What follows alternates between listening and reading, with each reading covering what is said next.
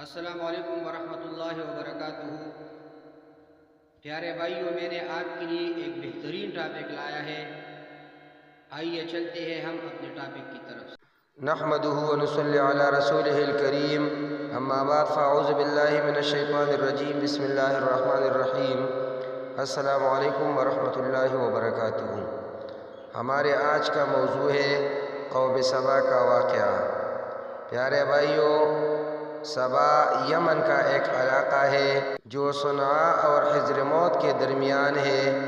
اس کا مرکزی شہر معارب تھا۔ اس علاقے کو سبا کہنے کی وجہ یہ ہے کہ اس علاقے میں سبا ابن یشجب ابن عرب ابن قحطان کی ایک شاخ آباد تھی۔ قوم سبا یمن میں رہتی تھی۔ قوم تبع بھی انہی میں سے تھی۔ بلقیس بھی یہی کے رہنے والی تھی۔ یہاں کے لوگ بہت نعمتوں اور راحتوں میں تھے۔ اللہ کے رسول ان کے پاس آئے اور ان کو شکر کرنے کی تلقین کی اور ان کو یہ دعوت دی کہ یہ اللہ تعالیٰ کو واحد لا شریک مانے اور اللہ تعالیٰ کی عبادت کی طریقے بتائے۔ جب تک اللہ تعالیٰ نے چاہا یہ اسی طرح رہتے رہے۔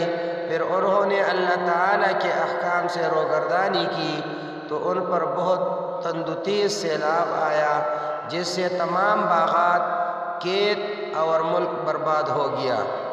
ابن عباس رضی اللہ تعالی عنہ بیان کرتے ہیں کہ رسول اللہ صلی اللہ علیہ وسلم سے سوال کیا گیا کہ سبا کوئی مرد ہے یا کوئی عورت ہے یا کسی ملک کا نام ہے؟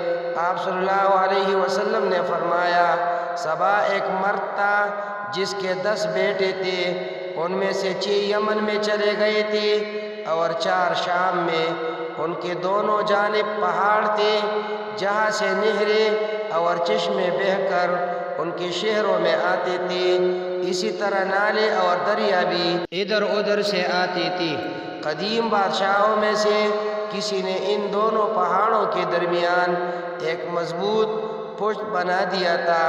دریا کی دونوں جانب باغ اور کھیت اگا دی گئے تھے۔ پانی کی کثرت اور زرخیز ہونے کی وجہ سے یہ علاقہ بہت سرسبز رہا کرتا تھا۔ قتادہ بیان کرتے ہیں کہ اگر کوئی عورت اپنی سر پر ٹوکرا رکھ کر نکلتی تو کچھ دور جانے کے بعد وہ ٹوکرا پھلوں سے بھر جاتا تھا۔ درختوں سے اتنا زیادہ پھل گرتے تھے کہ ہاتھ سے توڑنے کی ضرورت نہیں پیش آتی تھی۔ معارب میں ایک دیوار تھی جو صنعاء سے 3 منزل پر تھی اور سد معارب کے نام سے مشہور تھی۔ وہاں زہریلی جانور اور مکھی اور مچھر بھی نہیں ہوتے تھے۔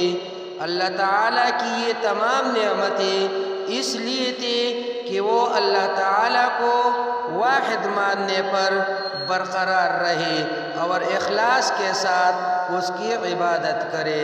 اقول قولی ھذا استغفر اللہ لی ولکم ولسائر المسلمین۔